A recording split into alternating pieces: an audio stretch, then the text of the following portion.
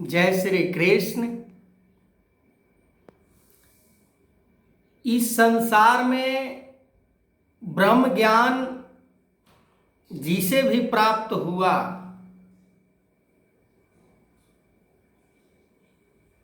ब्रह्म ज्ञान को कैसे धारण करना है, क्यों धारण करना है, इसका माने मतलब क्या है, हमें गंभीरता से समझना पड़ेगा। जिसने भी ब्रह्म ज्ञान को प्राप्त किया इस धरा पर, चाहे वो कबीर साहब हों, चाहे नानक साहब हों, चाहे भक्त प्रहलाद हो, चाहे ध्रुव हो, चाहे मीरा हो या माता सबरी हो, सभी ने ब्रह्म ज्ञान को धारण करके इस निराकार परमात्मा को प्राप्त किए। कैसे धारण किए, उनसे हमें सीखने की जरूरत है। आज सतगुरु माता सुदीक्षा सवेंद्र हरदेव सिंह जी महाराज किसी से कुछ नहीं पूछते हैं। क्या करते हो, कितने पढ़े लिखे हो, किस समाज से आते हो, क्या आपका आचरण है, क्या आपका व्यवहार है, समाज में क्या आपका महत्व है, वैल्यू है, कुछ नहीं पूछते हैं। ब्रह्म ज्ञान दे देते हैं। ये लो ब्रह्म ज्ञान। ये ब्रह्म ज्ञान से परमात्मा को देखा जाता है। जब इतना कीमती वस्तु सतगुरु हमें दे रहे हैं, ब्रह्म ज्ञान, जिस ज्ञान से परमात्मा को देख सकते हैं, ऐसे ज्ञान को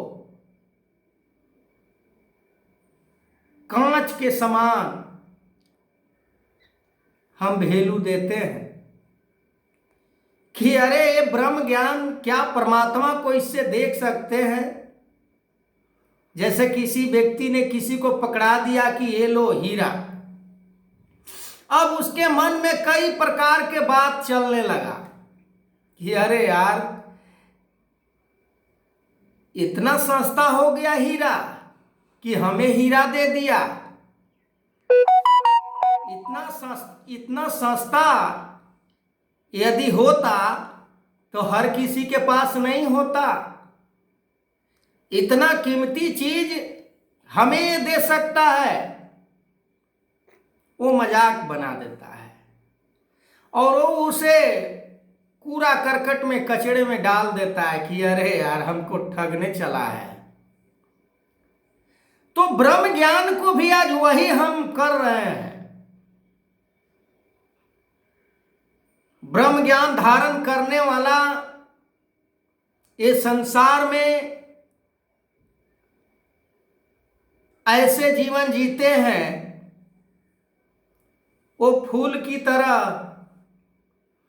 फूल को यदि मसल दे तो भी खुशबू देता है, फूल को कहीं छोड़ दे तो भी खुशबू देता है। फूल को यदि तोड़ दे, वो कह सकता है ना कि हमें डाली से अलग किया है, हम खुशबू नहीं देंगे। हमें डाली से अलग किया है, हम सुंदरता को नहीं बिखेरेंगे, कह सकता है। पर उसका ये फितरत नहीं है, क्योंकि उसको इस गुण से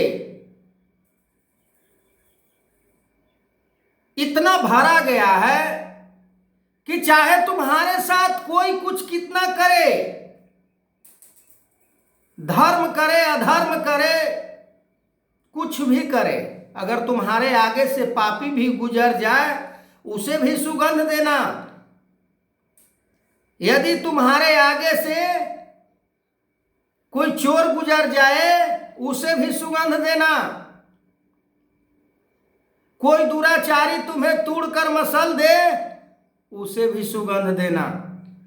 महापुरुष, संत, महात्मा, गुरु, पीर, पैगंबर इस बात को सदा अपने मन में ऐसे स्थान दिया कि आज लोगों को दिलों में वो घर कर गए हैं। मीरा के नाम को कौन नहीं जानता? क्यों, कैसे, काहे उनका नाम को जानते हैं लोग? क्या वो सुंदरता के कारण? क्या धन वैभव के कारण? क्या राजा के पुत्री होने के कारण? नहीं। और रविदास जी का शिष्या थी। रविदास जी के चरणों में आकर उसने ब्रह्म ज्ञान को प्राप्त किया। ब्रह्म ज्ञान को धारण करने में संसार के लेश मात्र भी महत्व नहीं दिए मीराबाई। आगे मैं इस वीडियो को कंटिन्यू करूंगा। तब तक के लिए जय श्री कृष्ण।